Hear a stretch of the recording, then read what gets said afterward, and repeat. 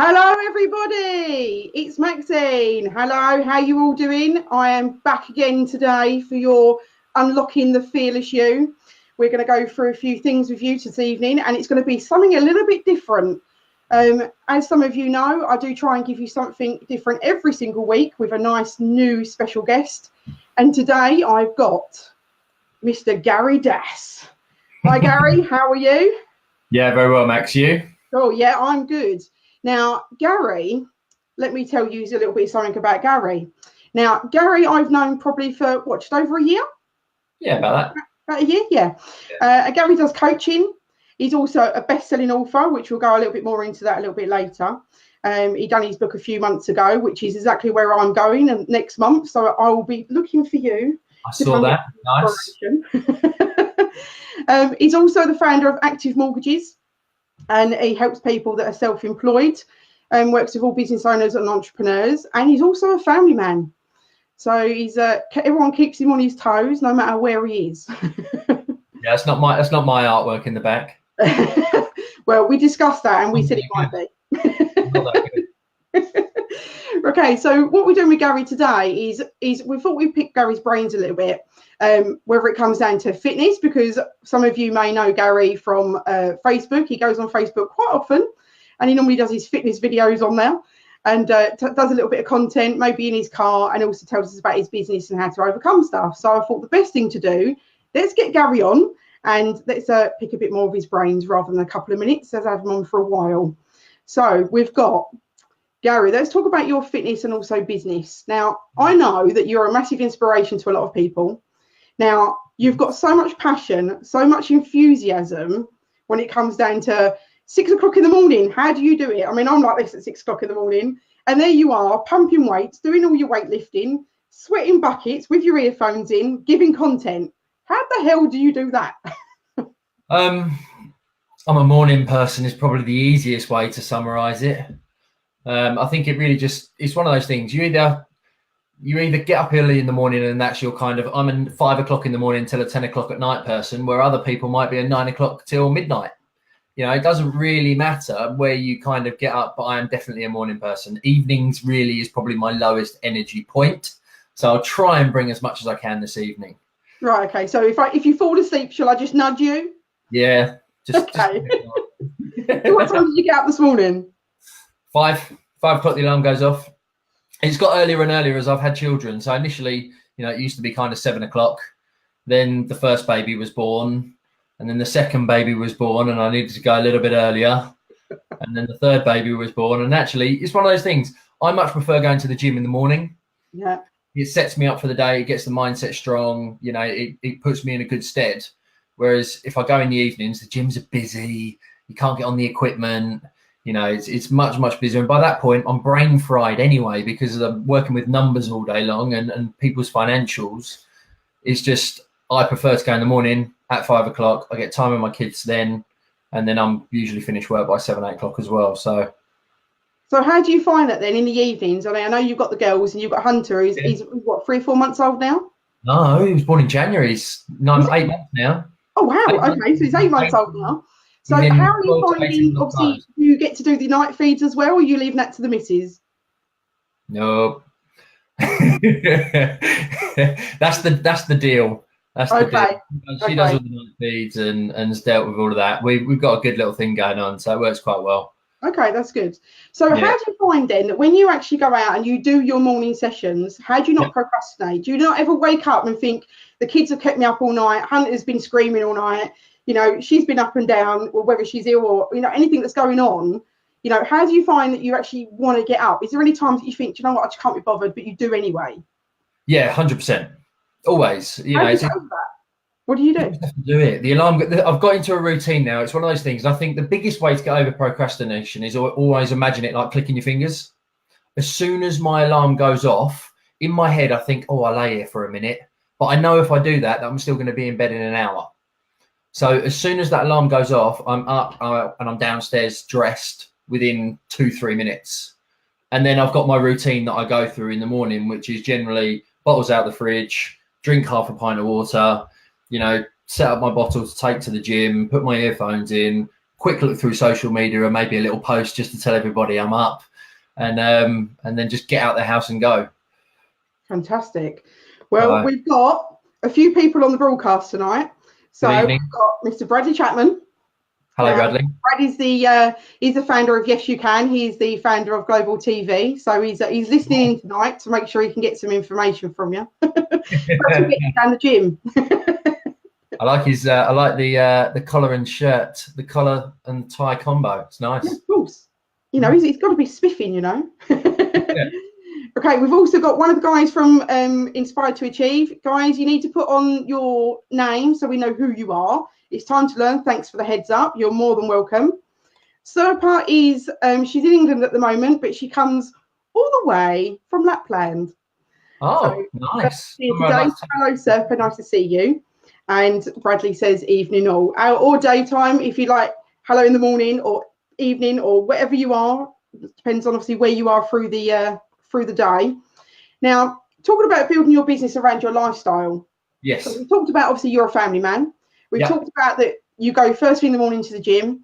Obviously, you get yourself out of bed no matter what. The alarm goes off, no matter how tired you are, and you just get up and you do it. Yeah. So how do you build your lifestyle around yours? Because I know you're in full-time work. I know that, you know, your active mortgages, you're there all day long and you get home quite late. I mean, how would you say that you get around doing that? I think you have to go through stints and spurts. So when I was single, going back 10 plus years now, you know, it was easy to do the 9 till 9s without any problems at all, Monday to Friday, and not batter an eyelid. I've always been somebody who doesn't like working weekends. I've always seen weekends as being when I was single, it was going out and getting smashed with the boys and everything else. You know, as the family's grown, then the wife wasn't at work initially when it was just us two, and then you have your children and now they're at school. So weekends, it does make more sense around that time. But in August last year, I started to listen to a podcast about leverage. Okay. And he spoke about how he needed to be around for his children, and his wife said to him that if he wasn't, you know, if he carried on working the way in which he was, he would never see his children grow up. Yeah. So what I did immediately at that point was I started not working till 7:30 in the evening, but I'd finish at 5 o'clock, have dinner as a family because my girls are now 6 and 4. Have a dinner as a family every night, sit down, and then I would do a little bit more administration, lower value tasks in the evening, sitting on, you know, the sofa whilst watching rubbish television. Yeah, but then you're spending the time with the wife at the same time. So then exactly. Yeah. But at 9 o'clock, phones off, laptops off, and then that's wife hold hands time, watch TV. So do you I'm sure that you find that works for you, but do you ever find at the beginning when you first did that, it's like, I know with me, it's like I finish my work at 5 o'clock and the kids are wanting their dinner and I get everything done. And I'm like, oh, I'm sitting there, I'm doing nothing. I'll just go on the laptop for a bit, or I spend an hour turns into 4 hours, and then kids are like, I've got to spend no time with you. Yeah. So, you know, is that what happened at the beginning, or do you still have that problem? No, I think over time it's got better. I think equally it's one of those things that your children only want you for a certain amount of time. They're bored of you after a little while. They want to go and do their own thing. Say again? Is that just the kids or the wife as well? Probably both. I get bored of myself. But I think it's just a fine balance with everything. With anything positive comes something negative. Whenever you need to work harder, there's always going to be that time that you'll need a little bit more downtime. Sleep is probably one of the most important things that anybody needs. Irrespective of what it is, sleep is probably the most important thing you shouldn't sacrifice. So I just kind of live by those rules, really. And equally, I don't train. I don't get up at 5 o'clock on a Wednesday or a Saturday and a Sunday. The wife gets up at 9 o'clock and I'm up with the kids in the morning. So I have all that morning on weekends with the children, and then I go to the gym at 9 o'clock. Yeah. So it sounds like that you're giving her a break at the same time, as well as obviously you doing what you need to do. That's the compromise as to why she does the night feeds. You see, she gets 3 lay-ins a week. Oh, well, there you go. You can't really complain with that one. Exactly. So anyone out there, we all need a husband like Gary. Okay, make sure you're all the same. Now, Bradley has said to say hello to you. Now, I'm sure you was talking to Bradley just now, because Bradley's one of these people, he won't sleep for 2 days and just constantly work and then sleep for 2 days after that. So how does that work out for your health and fitness, Gary? Well, it's funny enough because I had this debate the other day because I was doing ridiculous hours for a period of time because needs must sometimes in business to get everything done and to keep it's almost one step back for two steps forward. Yeah. And I think as long as, over the course, it's a bit like a diet. If you need to eat 2,000 calories a day, it doesn't matter if you eat more on one day and then don't eat for a day. Your weekly average still manages out the same. So if Bradley's going for no sleep for 2 days, but then he's sleeping for two 14-hour stints, he's in the same position after 4 days. So whatever works. Yeah, there you go, Bradley. So make sure you get your sleep when you're meant to, my lovely. Jocelyn has said to say hello to me and you. We've got Deborah, who's in New Zealand. So it's hi, Deborah. And we've got Jacqueline. She's also on as well today. So we've got quite a few people coming to see you today. Hello. Okay, so we'll talk a little bit about you as in a business, and we'll go back to a little bit more in a minute when it comes down to your fitness. Now, I know that you're quite an active entrepreneur. I know there's no sitting still with you. It's very much that you're onto one thing, you're onto the next, but you're always moving forward. So what would you say that your beliefs are more than anything else? The reason it keeps you going?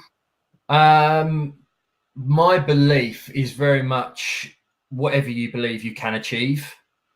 I think I did NLP kind of 2.5 years ago. Okay. And NLP practitioner was kind of the first thing I did. And I think anybody who's got any kind of limiting beliefs or things that sort of hold them back, it's a really good thing to push yourself. Okay. Within my first 12 years of business, I existed, well, actually, no, it would have been 10 years at the time.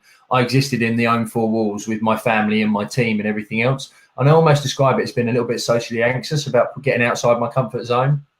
So the first thing I did, having been a Tony Robbins fan, was to do NLP. And I can still remember when I went to the one day sort of taster session, as these things kind of do, I got called up to the front of the room and literally I felt like I've never been so anxious in my life. That's stretched up. But that was kind of the start of everything, because once I overcame that and realized that I didn't die, nothing majorly bad happened. No one laughed at me in the room or anything along like those kind of lines. It was like, okay, this is actually all right. Okay. So you went and did that. Forward. And then I know that it was only a few weeks ago that you actually stood up on stage, is it not? And you actually spoke in front of a load of people. Yeah, 250 entrepreneurs. Right. About my business, about my journey in business over the last 2 years and how I've progressed over that period of time. So that was a challenge. Yeah. But it's one of those things. You've got tattoos. I describe it as being tattooed. You're nervous up until the point. You hate it while it's happening. You're never getting another one after it's finished. You wake up the next day and go, I want to do that again. Yeah. I can completely understand that. It's one of those things, whatever kind of challenges you and whatever pushes you outside your comfort zone, I'm one of those weird people who likes to do it. Yeah, but that's good though, because it pushes you forward, and that's what makes you the person you are, isn't it? Because when it comes down to your fitness or where it comes down to your business, it's very much that you're always moving forward, the next step every time. You don't stop. You just stretch yourself, and that's something that I have noticed over the last. Well, actually, I was saying it is a year. Saying Hunter's 8 months old. It's probably like a year and a half that I've known you now. Yeah, it probably is. Maybe. Yeah, exactly. So, what would you say that your struggles were in business? I mean, you've gone through quite a lot. I mean, I know a few changes, but obviously, what did you start to finish? Well, I went self-employed in 2006, and it was kind of at a time when you could buy leads off of the internet. You buy somebody's name and number having expressed an interest in your product. So the first thing was the credit crunch in 2008. The UK economy got smashed and mortgages dropped off the face of a cliff. And having only been self-employed for 2 years, I had to divert and do life insurance, critical illness and income protection. Yeah. So that was probably my first major challenge, because all of a sudden you wake up one day and go, how the hell am I going to make money today? Yeah. So it was, again, just that thing. I think when you're they always say when you're at the bottom, the only way you can look is up. And I always find that when I'm in those situations, and I was in it again in 2015 where I almost went bankrupt because of the way in which I grown my business stupidly, you almost find the resources that you actually need when you're at the bottom. Right. So how did you come from 2015, where you said like nearly bankrupt, to where you are today? I mean, how did that work? self-belief more than anything else. I think there's one thing that I've always known is that no matter what, you know, if I get knocked down, I'm always going to get back up. That's always been drummed into me from quite a young age by my dad, who's been self-employed for years and years and years. You know, I was always into sport, and it was always a case of, you know, if you don't play, you're not getting on the pitch or something along those kind of lines. So I probably take a lot of my sporting background into my business mindset. Yeah. But I think mindset is just the strength of anything. If you can get your mindset right, then you literally can achieve whatever you want to achieve. So it's just been steady progress over that period of time. But the first 12 years, the first 10 years in business have set me up for now. I don't think, you know, I wouldn't be able to do what I've done over the last 2 years had I not have had the failings I've had in the first 10.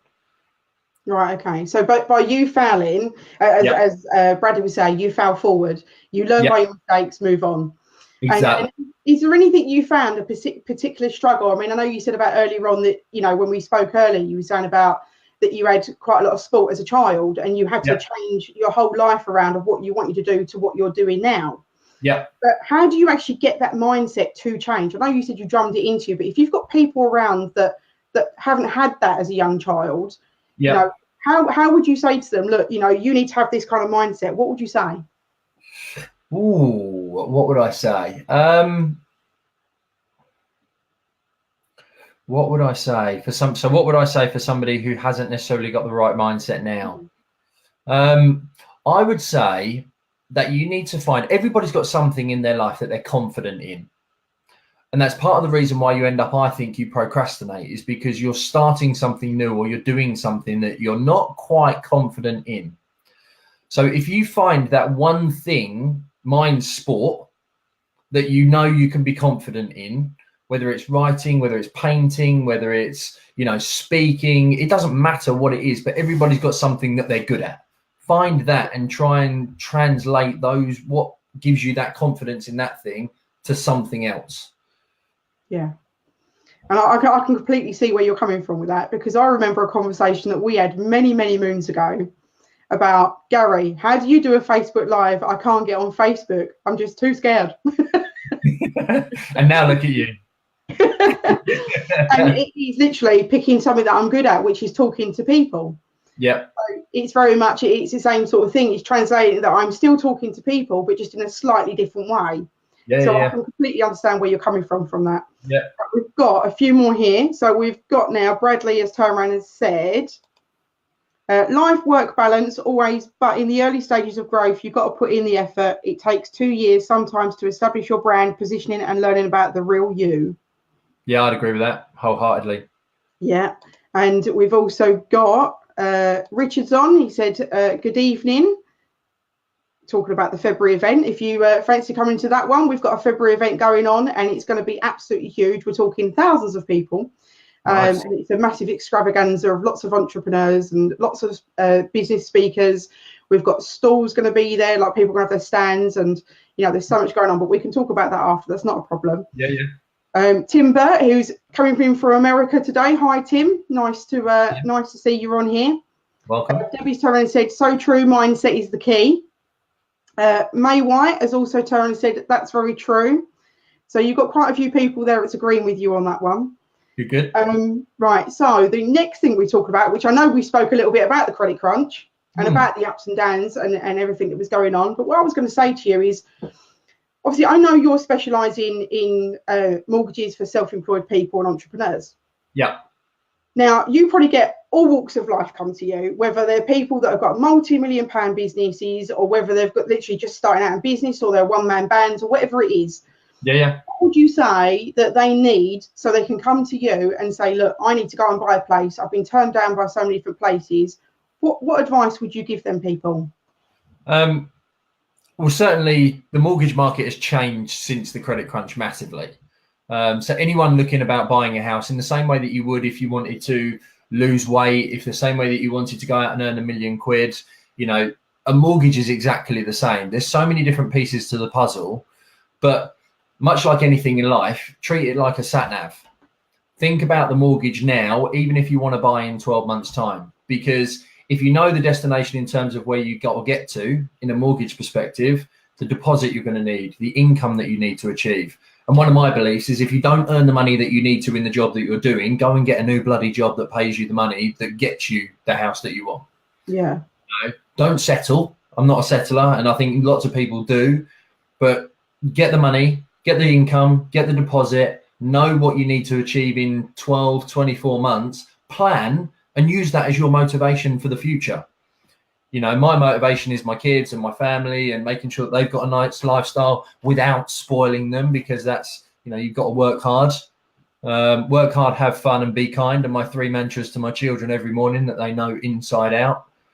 And I think it's exactly the same when you want to get a property. Have a 10% deposit and make sure that you've got at least a quarter as the income. So if you need £100,000 mortgage, make sure you're earning 25 grand. And just make sure that you think well ahead of the time. If you've got credit issues, you know, at least 2 years, get yourself straight for 2 years, and then start thinking about buying a home at that point in time. But everybody should try and own their own home, because it beats paying rent. Yeah, of course. Of course. What you know, buy some home for them when you can exactly.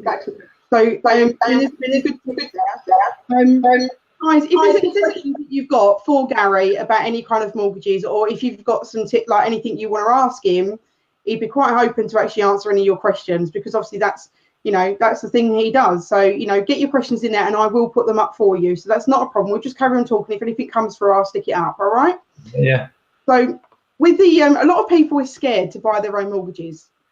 You know, when it comes down to especially self-employed people, it's like, you know, when they've started out in business, it's only been going for 2 or 3 years, you know, and it's like, well, what if this happens? What if, you know, something, you know, doesn't work, or my business doesn't work? I mean, obviously it's the wrong mindset to start with, but them little things, they do niggle and they do go in your head and they do go through people's minds. What would you say to people in general? Sorry, I was reading at the same time. What would you say to people in general about if they're looking to get themselves a mortgage, apart from the tips that you just give them about giving their percentages and stuff like that? Yeah. What would you say? I don't know, £250,000 house. Yeah. Yeah. And they've started their business. They've been going for 2 or 3 years. Yeah. What would you say realistically their earning will be better at, rather than just going to someone and go, look, I'm earning 40, 50 grand now, I'm just going to go and get a mortgage? Yeah. What would you say would be a round off figure be better to come to see you with? So I always believe in reverse engineering and going for the property that you really want.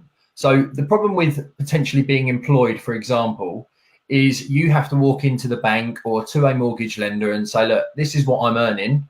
And then they're going to discount your loans, your credit cards, your debts, and they're going to come up with a figure that you can borrow.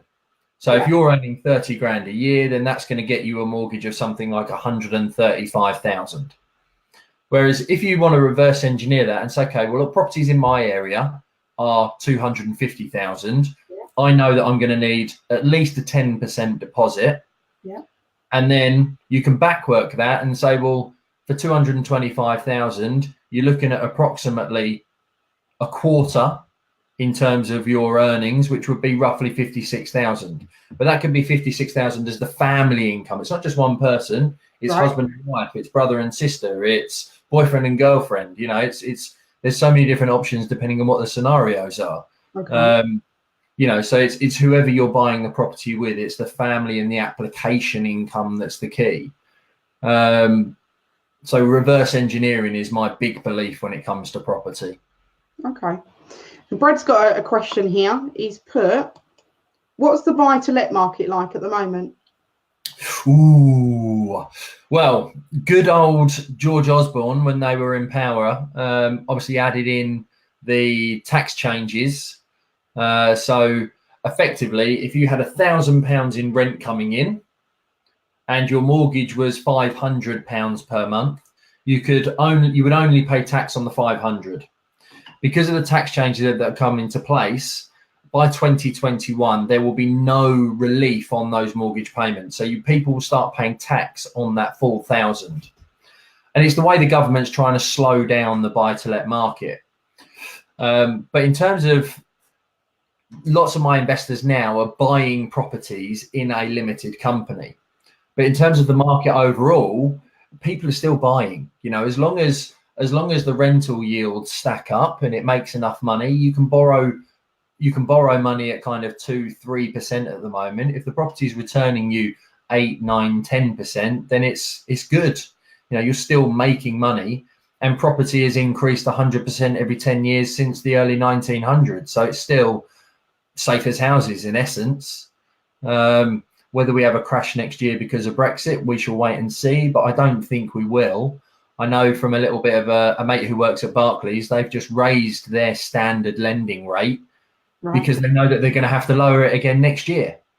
Right. Okay. So are you finding it quite hard with Brexit coming up? Are you finding that people are sort of holding off getting mortgages just in case? Some, yeah. Okay. I've got some clients at the moment who are trying to sell, and there's just nobody interested in their properties. But there's still a lot of people who are buying. There seems to be more of an influx of high-end properties, actually. I've had quite a few inquiries over the last couple of weeks at kind of the 700,000 to the £1 million kind of mark. Okay. But that's kind of why I like my niche of business owners. When I got back to mortgages in 2016 after my personal experience, I didn't just want to jump into the piranha tank of estate agents and everybody else. I wanted to get back to it as a niche, and it was self-employed. The good thing is I think they'll always be looking to buy property because they look at it long term. Yeah, rather than the general Joe that just looks at it now kind of thing. Yeah, I understand that completely. Don't get me wrong, 33% of my clients are employed. You know, majority of them are probably friends or friends of friends.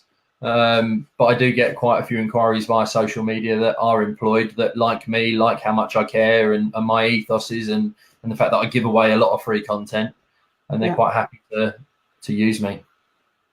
Used and abused. Bradley's put, interest rates will go up. It will happen is knowing when it will be in and when you get out of it, and then buy at the lower market price. Is that right? Yeah. Well, they do predict that they're going to go up, but they've said that since 2011. And they've effectively come down. They will go up at some point in time, but the problem is there's still too many people in negative equity.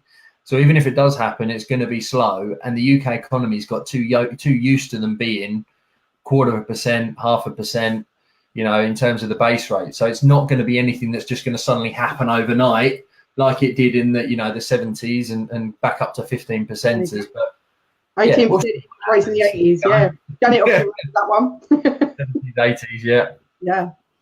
Okay, Janet has just turned and said, good evening. Any advice on repairing bad credit history? How long does it take to rebuild a credit problem? Depends on what the credit problem is. Okay. Majority of it will stay on your file for 6 years. From a mortgage perspective, anything generally over 2 years, loans, defaults, CCJs, over 2 years old are realistically ignored. In terms of rebuilding credit, it's good, and I've got this for a good friend of mine. She's built her credit up over the last couple of years. The best thing you could do is try and get just a credit card. Even if they give you £100 balance, you can get these credit repair cards. And what will happen is over time, use it to buy your shopping, pay it off. Use it to buy your petrol, pay it off. You know, the things, don't go buying lavish things, but use it for your daily spend and make sure that you pay it off. Yeah. In 6 months, 8 months, 10 months, they'll suddenly increase that limit to 300, 500, 800. Yeah. And you'll slowly but surely start to put a little bit more on it each time if you put your living on it and paying it off. But that is rebuilding your credit. You're showing that you're actually able to manage it. Yeah. And Janet, if you want a little bit of extra help in that, if you go to Vanquish card, Vanquish do they repair where it's a high interest rate. You're talking like 49.9%. So, you know, we are talking sky high. But as Gary was saying, if you put in like £50 to £100 on it per month and just paying it off, it will repair your credit. Other than that, always look at your Experian or your Noodle. So at least then you can double check that every single month. At least it helps you out with that as well. Noodle's free as well. Exactly. Right, your self-employed mortgage guide. Now, this is your book, isn't it, Gary? Yes. Yeah. So tell us a little bit about your book. So, following the credit crunch in 2009, I had to diversify my business. So my immediate diversification was into life insurance, critical illness, and income protection. I did grow that to a team of 12, and we were doing sort of nearly 750,000 a year. I made some big mistakes and then recruited too fast and various bits and bobs. But in 2015, I wanted to move home because we did have a good year, 14, 15. Mm-hmm. And as a company director, my wife being a sole trader then, because we had Amelie and Willow, and I just saw the opportunity being in the industry and having done mortgages for 5 years and sort of serviced clients over that period of time. It just completely changed from what was a self-certified mortgage where you could sign a piece of paper to justify your income. So having gone through personal experience, spent 3 days ringing mortgage lenders to find my circumstances of using net profit, of wanting to use my latest year rather than averaging my income over two. I downsized and niched the business January 16, and then just started speaking to entrepreneurs and business owners and targeting them.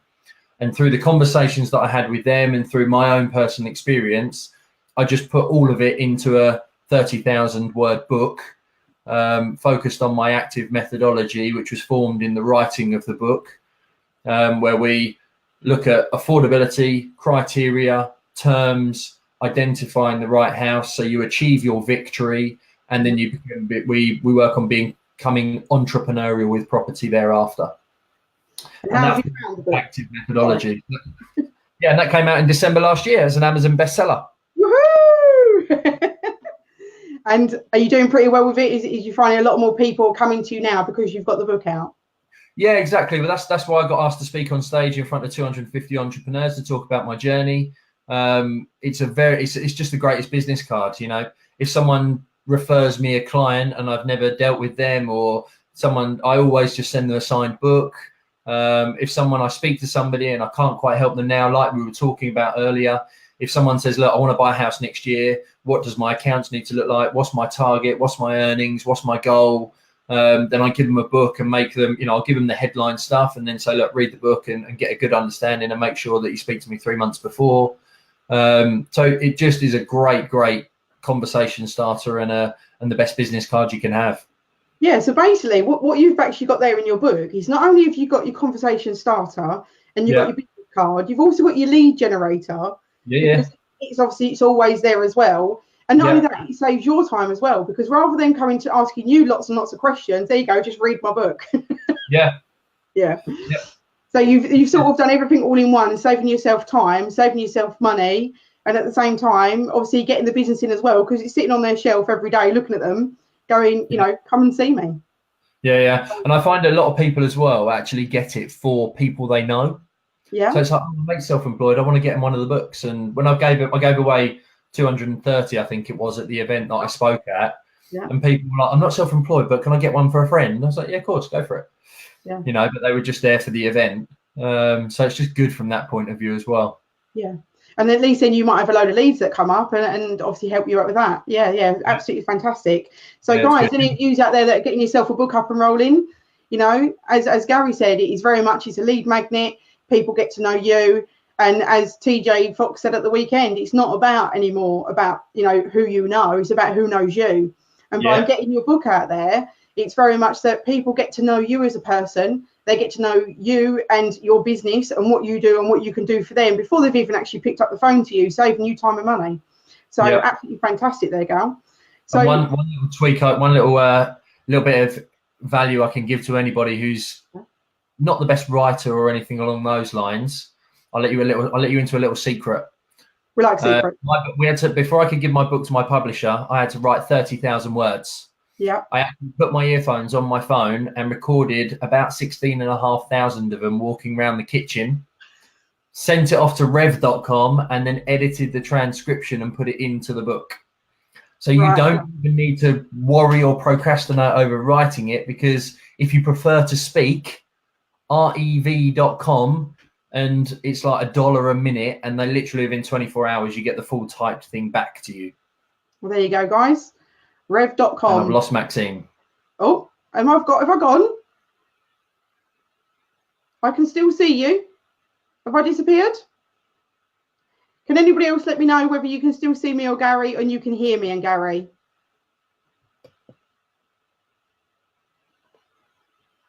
Can you hear?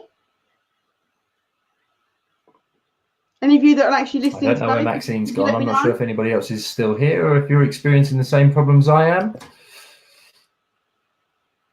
But I hope you're enjoying it. Anybody else can actually hear anything? Hang on, let's type something in.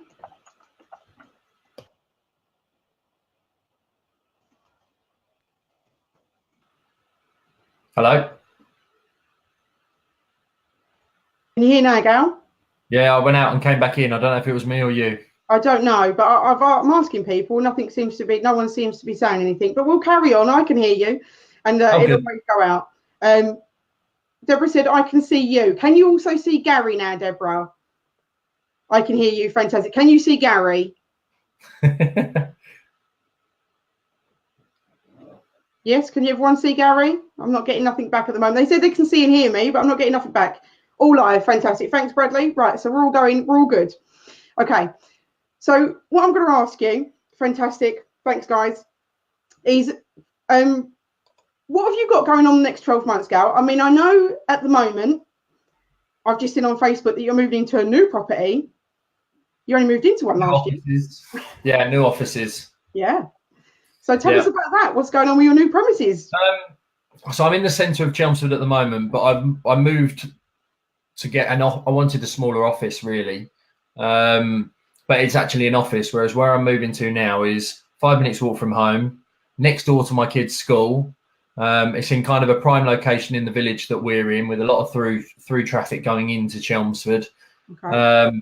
And it's more of a shop front, so it's going to be quite good for branding and for social media and for the marketing, and also just for helping the local area as well. Okay. So it's a win-win all round. Yeah, definitely, 100%. Because I know when you moved to a smaller office, it was very much, you was in like a loft space, wasn't you? It was quite a lot smaller, yeah. So at least then you've now got the shop front, as you said, and you can do all your branding, get yourself out there a bit more, and people can walk in. So where do you see this going in the next 12 months? So I've just taken on I downsized at the beginning of this year to restructure and get the foundations right, because foundations are key. So I'm just taking on one advisor in the last 2 weeks. I've got another one starting at the end of this month. And then my time is going to be more free off of the actual tools of the business, that I'll be able to focus on having the important meetings and meeting people and networking and getting myself back out to events, which I've missed massively, because I do enjoy the whole networking and meeting people and chatting and talking money, property, mortgages, business, the whole lot. So next year I'm starting some masterminds with some of my clients as well. Wicked. Okay. So we're going to do we've got a 90-day goal session we're going to do, and then we're going to get together every month to hold ourselves accountable, because, as I say, my biggest mistake in sort of 2006 till 2015 was really existing in my own little bubble of comfort zone. Whereas now, as a business owner and in anything, the more knowledge you can pull from other industries or, from other people, it just helps you to grow much faster, not only as an individual, but in your business as well. Fantastic. So right, I'm going to ask you 2 more questions. So with this first one is, what would you say are your top 3 tips to fitness? Top 3 tips to fitness. Yeah. Avoid a lot of the BS, shall we say, to keep it polite, that you read in magazines. No carbs after 6, rubbish. Eat breakfast straight away, rubbish. The reason it's called breakfast is because you're breaking the fast. I've got friends who eat their whole calories in a 4-hour window of an evening after they've done a training session, because it suits their lifestyle and they need their energy during the day. So the biggest thing is choose something that works for you. Eating rabbit food all the time is not going to be long-term sustainable. So first of all, find a way of eating that means you don't binge and you can be consistent on, whether that's 2-3 meals a day, whether it's a breakfast, lunch and a dinner and a little snack in the afternoon. I think that's probably the best method. Breakfast, lunch, dinner, snack is good, but be consistent. It takes day in, day out. And so number 1, be consistent. Number 2, enjoy it. If you're not enjoying it, then you need to change something. And number 3, do some form of exercise. And exercise, in my book, to me, is going in and hurting myself in the gym. But exercise can be as little as running up and down the stairs 5 times. It can be going for a half an hour walk. It can be anything that's going to raise your heart rate over and above just sitting down all day long. And I'm guilty of that. I get in the office at 8 o'clock and I have to remind myself to physically get up and actually move around because I do a desk job. So consistency, enjoy it, and do a little bit of exercise each and every day.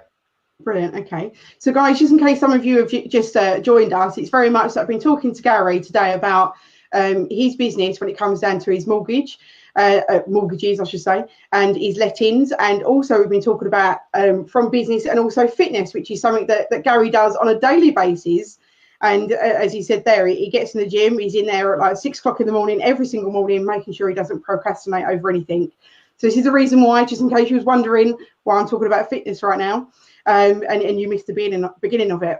So now I'm also going to ask you exactly the same question when it comes to business. What would you say your top 3 tips are for business? Don't run before you can walk. I've been guilty of that in the past. As much as I have so much impatience, you need to be patient. It's not one of my best skills. So I have patience. Surround yourself with the right people. You don't just want people who are going to tell you yes. You know, you need people who are going to keep you quite firmly to the ground. I know that I can go to my PA who's worked with me for 6 years. I can be quite open and honest in my opinions, and she's either going to slap me and tell me to man up, or she's going to, you know, help me on that right kind of journey. And I know that if I go to my dad, he's going to kind of give me the negative side of things, or the counterbalance of me who's massively positive all the time. He's like, well, what about this? Not because he's trying to change it, but just because he's Oh, Gary's gone again. We've gone through his top 3 tips and Gary's disappeared. Are you back again? I'm back again. I don't know what happened there. Okay. So we talked about your dad, and so surround yourself with the right type of people to balance you out and ground you. Yeah. So don't run before you walk. Have the right kind of people around you, and set goals.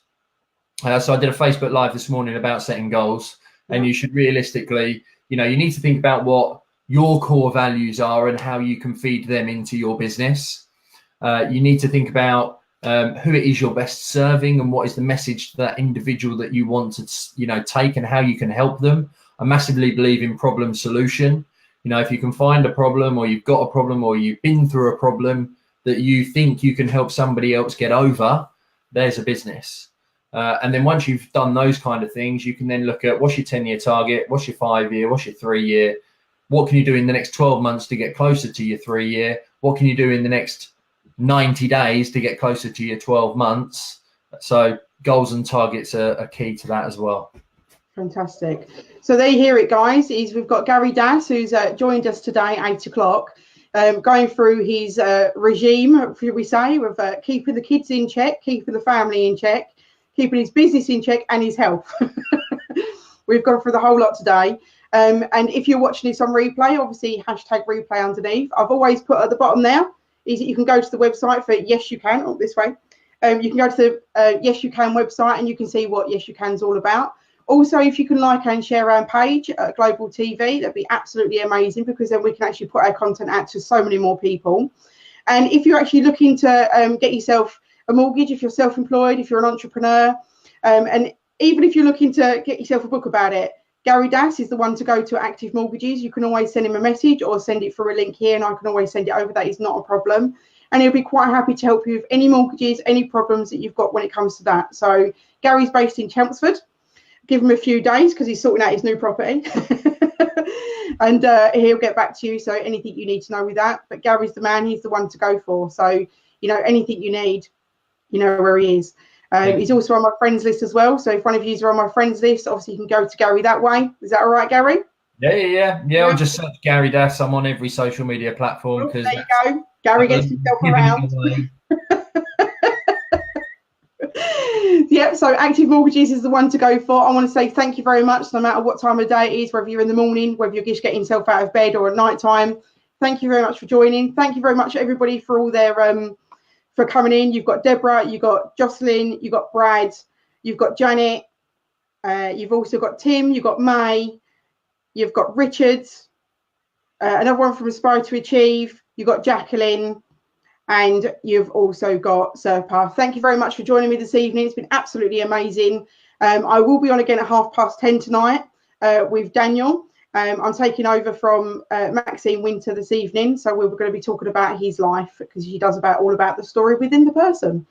So I'll be seeing you at 10:30. But other than that, thank you very much, Gary, for all your time and effort and all your content and picking your brains. I hope it helps at least one person. That's all I try to do. I'm sure it'll help quite a few people out there already. So thank you very much for your time, and I'll say good night to you all, guys. See you later. Take care. Bye.